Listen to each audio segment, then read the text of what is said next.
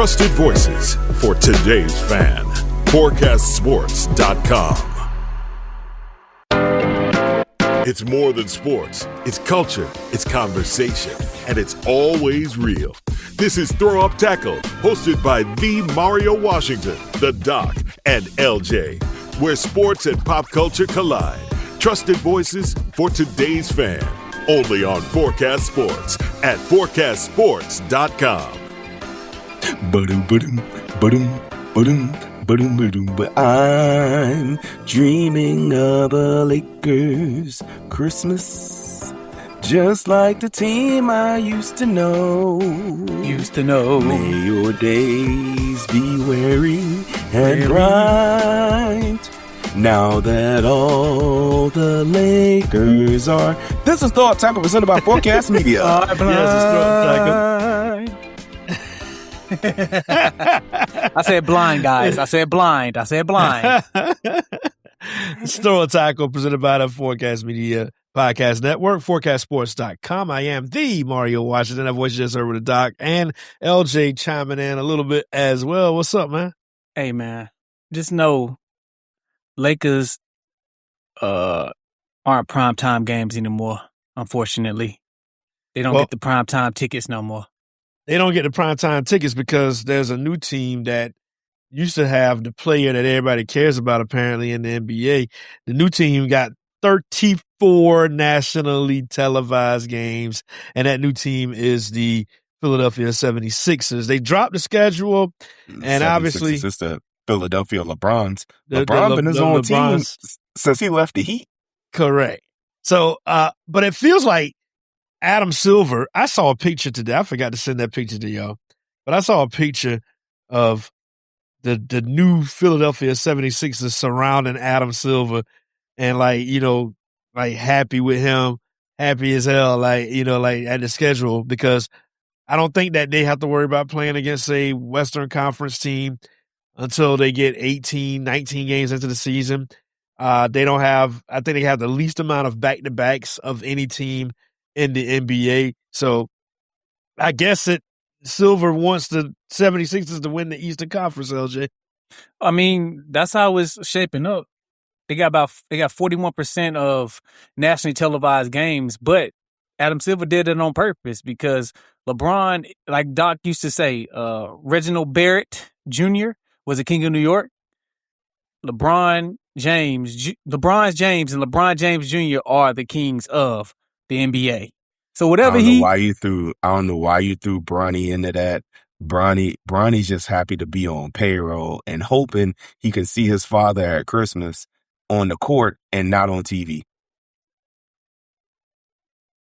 I mean, I don't know if you're gonna see him on the court, because even pre-game. Because they'll invite him up from the G League, let him hang out, man. But this stuff is ridiculous, though, man. Like the Why fact is it that ridiculous? He putting eyeballs on on literally the most coveted superstar in the league. That man is 41 years old. 41 years old. Adams, just like Steph. I'm pretty sure Steph Curry has a whole bunch of televised games, and the Warriors ain't doing nothing, as you say. It's just you put eyeballs on the TV. Because they have to make it make sense for this ESPN contract that they signed. You gotta put eyes on TV. Now, how people are getting to this TV in these games is a whole nother conversation. Hey, put a bookmark right there. Put a bookmark right there, because I want to come back to something you just said, Little John. But I want to point out two things. One, to Mario's point. Here's the thing. LeBron James is inarguably a top 5 player. I don't think anybody can argue with top 5, right? I think most would say he's top 2. A lot of people would say he's the greatest player of all time. A lot of people would say that. I'm not saying that, but people are saying that. Who's saying that? A lot of people. LeBron Don't be disrespectful, man. Don't be disrespectful. This team features 2 finals MVPs, Jalen Brown and LeBron James. This team features 2 league MVPs, LeBron James and Joel Embiid. So it makes sense for the Philadelphia 76ers to be featured as a team on, as you said, 41% of the nationally televised games. Now, to Little John's point, let me go back to the bookmark. When you are trying to get people to subscribe to ABC, NBC, Prime Video, Peacock, ESPN, and NBC Sports Network, you're going to want to make sure the games are on that people want to see.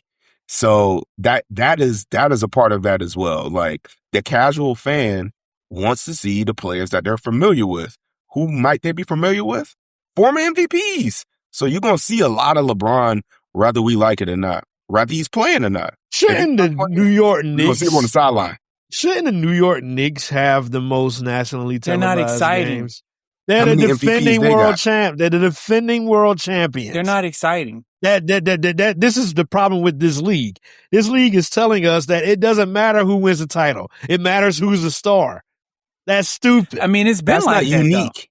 That's not unique to this league, though. When you watch the NFL, America's Game of the Week, 41% of the time is the Dallas Cowboys. They put the teams on TV that people want to see.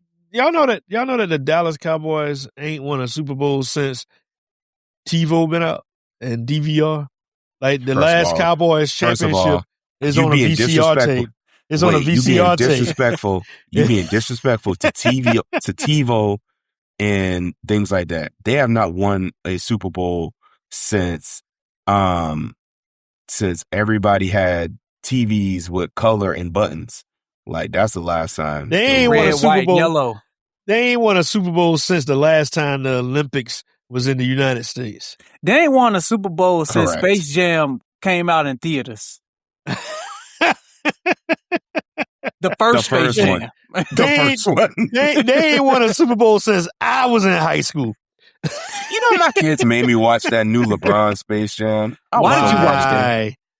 Because I have children. And why this boy's son was over here trying to program a game on a video game, and the only way LeBron could win is to get his son to reprogram the game so that his step back didn't glitch out of the game. That sounds like cheating. Why was this the plot? Why is the boy like cheating? Why is LeBron's son from Space Jam a cornerback for the Cincinnati Bengals, but left the team because he's got a movie gig and he's going to return to them in like October? How about that? Why was Don Cheadle the villain in this movie? Don Cheadle was in Space Jam too? Yes. He was the villain. I have not watched Space Jam 2 because I'm going to stick with the Space Jam 1 just like it's supposed to be. I got no desire to see it, though. Why is LeBron so coveted right now, man? Why is he so coveted? Because he's LeBron James, man. We don't know how many more times we're going to see LeBron. This might, quiet as kept, this might be his last year. How do you, if you're the Philadelphia 76ers, how do you manage his minutes in October, November, Christmas Day? Like, what do you do? 24, 25 minutes a game? You let him manage his own minutes. You know that LeBron was declining, right, when he left the Lakers? He was still averaging 25, 5, and 5. Here's the thing. Here's the thing about LeBron that I think gets undersold in this 76ers situation. He's not the person to be concerned with a minutes restriction. It's Joel Embiid. Well, that too. That's the person they really got to be like, hey, how are we going to make sure he's available in the playoffs? Yeah. LeBron going to be there. Right. Well, we're going to come back. We're going to jump into some NFL for real, man. Like, Panthers got a reality check. I think that somebody stepped ahead of somebody at the quarterback position in Cleveland. We'll tell you all about it when we come back. It's Throw Up Tackle.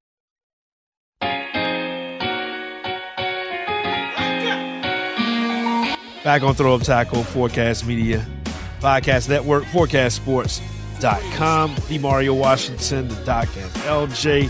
So this weekend, and the NFL preseason began in earnest, and we ain't going to overreact, but the Carolina starters gave Dave Canales plenty to clean up. And Buffalo won the game against Carolina in their new stadium, by the way, 29-14. The difference between Josh Allen's offense and Bryce Young's offense was obvious almost immediately. Are the Panthers, the defending NFC South champs, I should say, do they have cause for concern here? If you just got concerned, then I would be concerned if I'm the Panthers. When we look at these two teams who competed against each other, the Buffalo Bills and the Carolina Panthers, here's what you have to understand offensively. The Panthers did not rank above 19th in any major offensive statistical category. 27th in offense, 26th in passing, 19th in running, 27th in points. Compared to the Buffalo Bills, who had the number 4 offense in the league, the number 1 rushing offense in the league, and the number 4 offense in points. Passing, not the greatest, but was still better than the Panthers. Number 2, it's preseason. There's no need to overreact to preseason. It's the preseason. But what I do know, independent of watching any of that game, is I knew the Buffalo Bills were better than the Carolina Panthers. You got to compare yourself against people in your tier. Compare yourself against the rest of the NFC South. The Panthers should have one goal this year. Win our division. Whatever happens after that is gravy, but you should be focused on winning your division. You're not going to beat Buffalo. That's not going to happen. Let me just go back to what you said before you even started this. They win the NFC South. Just win the NFC South. They won the NFC South last year with 8 wins. Don't know if that's going to happen this year, but we'll find out. That's a losing record in today's NFL, by the way. Mike Tomlin could have got fired with that record, by the way, but that's neither here or there. Enjoy your retirement, sir. Listen, He'll be back. The Carolina Panthers had 11 total yards when Bryce Young was on the field. 3 possessions, 11 yards. 11. Again. 26th in passing last year. This is not new. They weren't good before. We all know about Bryce Young. We know who he is. But again, at the end of the day, what mattered the most was he won a division and got to the playoffs. And they gave the Rams a run for their money in that first round. If it wasn't for a couple calls, the Panthers was going to win that game. Agreed. And I will also say that several offensive linemen were out for the Carolina Panthers. I think 4 of the 5 starters were not in the game. Now, if there is any cause for concern, it is at this point in the season, which the season has not even started yet, you already got players that you're concerned about with injuries. Like, that would be my cause for concern, because that's going to make it hard to win 8 games. You need all hands on deck. But injuries, like I said, it's like a catch-22. Either you play and get to possibly get injured, or you don't play and still get injured. So it's like catch-22. It's like Jeremiah Love. Love was out there balling. Guess what? High ankle sprain. Right. Which that could linger all season. It happens. You know. Monungai for the Chicago Bears did not play against Cleveland on Saturday. Monday, hyperextended knee. Like, I mean, it's hard to keep these people healthy because football is such a violent game. But speaking of that Chicago and Cleveland game, Cleveland lost 34-10 to my Bears, but ain't nobody obviously talking about the scoreboard. Like, all eyes were on Deshaun and Shedeur battling it out for that. Wait. Don't lie to us. Ain't nobody talking about the scoreboard, but he gonna preface it like put 34. I just said we did drop 34. Antoine Randall was calling the plays in the second half, and we scored 24 points. I ain't counting all that though. You know what I'm saying? It's just preseason. Is he like a receivers coach for y'all? Antoine Randall is the assistant head coach, and for the Bears. And that's right. And Ben Johnson said that he needs to be a head coach one day or OC. And he gave him the shot to call plays, and we put up 24 points. Case Keenum, dog. Anyway, I want to put wait, before we move forward, I want y'all to understand that I really feel like Antoine Randall started playing football after LeBron started playing basketball. And it's still out here, and it's not out here calling plays. I'll look into it. Keep going. Like Westbrook. He was there before Westbrook. We got some Westbrook conversations later on as well, man. But Deshaun Watson went 11 of 15, 126 yards. Let's talk about it. 2 scoring drives. Let's talk about it. He lost a fumble. Let's talk about it. Shedeur was 6 of 11 for 79 yards, but threw a bad fourth quarter interception. And I thought from watching it, because I actually watched the game, I thought Deshaun Watson clearly looked better than Shedeur Sanders at quarterback. I mean, we can discuss it about clearly looking better in the preseason, but you also remember, you got to think about it. They're going against 2s and 3s, or people that's trying to make the roster, right? Sonny Styles for the Washington Commanders look absolutely lost in the sauce in the preseason, but he's gonna figure it out. He's still trying to get his range of motion, trying to figure out what's going on. So yeah, he can look good. Gardner Minshew looked good last week, and we know what Gardner Minshew is about. He's a capable number 2 and maybe number 3 getting on the roster. So it's, again, they're playing against people that's trying to make the team. They're trying to take somebody else's spot, trying to take somebody else's livelihood. So we can take that with a grain of salt, but we'll see when week 1, when the head coach for the Cleveland Browns make a decision on who the starting quarterback. But we all know who the starting quarterback is. The person who's making $36 million this year, guaranteed. Thank you.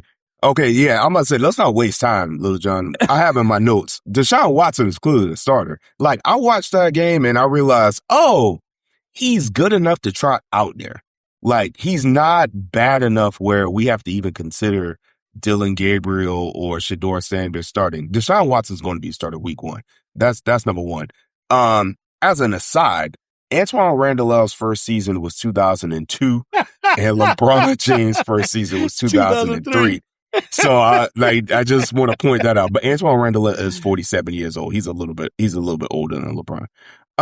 When I watched Shedeur, a couple of things that I noticed. I don't think he looked terrible either, but he's not out there playing with the ones, and people ain't open. There was a couple times where Shedeur had to go to his 4th, 5th option in passing. There was a time he threw to somebody who was open and the ball got slapped at the offensive line. That's what happens when you're not playing with the ones. So I think Deshaun Watson will be the starter to start the season. And sometime over the course of the season, we will see pretty much every quarterback that's on the Browns roster. I got 36 million reasons why you won't see another quarterback unless he can't walk. Yeah, that's the reason. Like, I look. He ain't gonna be able to walk. He ain't gonna be able to walk. Like, like, don't, like, yeah. This is the last hurrah for Deshaun Watson. We're gonna come back and we're gonna talk about, like, I'm mad at my brother who texted me and reminded me about this nonsense that was happening this weekend. I didn't watch it, but I had to think about it because he texted me about it. But we'll talk about that when we come back. It's Throw Up Tackle.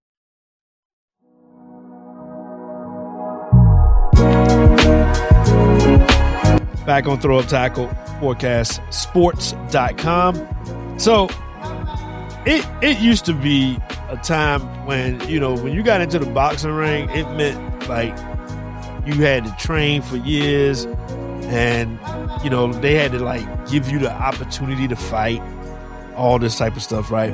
But now it means to fight professionally, it means you got beef or you got followers and people willing to stream it. And Ray J and Orlando Brown got into what they called a boxing match this past Saturday night. Ray J versus 3J. Hey, listen, Y'all remember 3J on Family Matters? Oh, that's right. him. That's right. Yeah. That's him. No. So I saw he was Little Richie's homeboy. Right. But I saw one highlight of him just like Orlando Brown was just wailing. And I was like, what is going on here, man? And they went the distance. 3 rounds. They went the distance. And Orlando Brown, 3 rounds. I don't know who approved Orlando Brown to go out there with that BMW that he was carrying in that ring. But it was inappropriate. I was worried that man would have passed out. I knew by the time I saw the highlights, I was like, okay, he did live, but I would have been concerned when he took his shirt off. Like, oh my gosh, what are we doing here, bro? Orlando Brown looks like he wears a T-shirt to the pool. T-shirt to bed. Can I say something about the whole boxing, community as a whole? Why is this pay-per-view, the main event, kicking off about 1 a.m. and it's on the East Coast? Wait now. This isn't new. That's not new. They've been doing that. But why? It's the weekend, baby. You ain't going to be asleep. Where was this fight? Was it in... it was in Atlanta. It was in Atlanta? Oh. It was in Atlanta. Oh, well. Because normally I was able to blame it on Vegas. They do a lot of the big fights in Vegas. But it's Atlanta. You know I don't get cracking in Atlanta till about 1 a.m. You know why. Why this fight couldn't come on at 10 o'clock? Because that's not when it's popping. You know where most of these people probably watch this fight? Magic City. Pin-ups. Body tap. I honestly don't think Blue those Flame. people Blue actually Flame. were not watching this fight. This is on Zeus. I don't know how to get to Zeus. How you get that? The only Zeus I know was on No Holds Barred fighting Hulk Hogan, dog. That's the only Zeus I know. Oh, shout out to Zeus. Zeus was tag teaming with I think he was tag teaming with the Macho Man at the time. Yeah, in wrestling. Yeah, that's right. Yeah. Again, Yeah. that fight was not competitive. And I've never seen so many white towels waved in the ring in my entire life. But it's about 3 Now, towels. are you talking about the actual fight? The Clarissa Shields and K. Scott fight? That fight. Listen, okay, because that's my thing. My issue is we cannot allow the celebrity boxing to be like mixed in with the real boxing. Like Clarissa Shields is a legit boxer who is having a legit boxing bout against K. Scott. Clarissa Shields was dominant in that bout. If you watch the fight in the 4th round, like the fight was over. It was over in the 4th round. And then for whatever reason, her corner allowed her to go 2 more rounds before they threw in every towel that they had. I mean, every single last one at the same time. Like all of them was like, no. Everybody was thinking the same thing. Stop the fight. All of them a time to get the collective like, oh no, this is over. It was like confetti. That was the reverse. Rocky Balboa should have thrown it in with Apollo Creed. Like, it was like, but my question is, when it comes down to the women's division of boxing, like it's like Clarissa Shields and them others. Yeah, it's not a lot of people. So it's kind of like the issue we run into with boxing a lot, where the only comparisons are not in the same weight class. So, like nobody who is on her tier or close to her tier is in her weight class. And she's not, like, boxers will slide up and down, but you have to be within reason. Like, she's not going to lose 30 pounds or gain 30 pounds to fight somebody. She may gain 30 pounds because she said she would take a year off if, Yeah, on that note. Shout out to Papoose.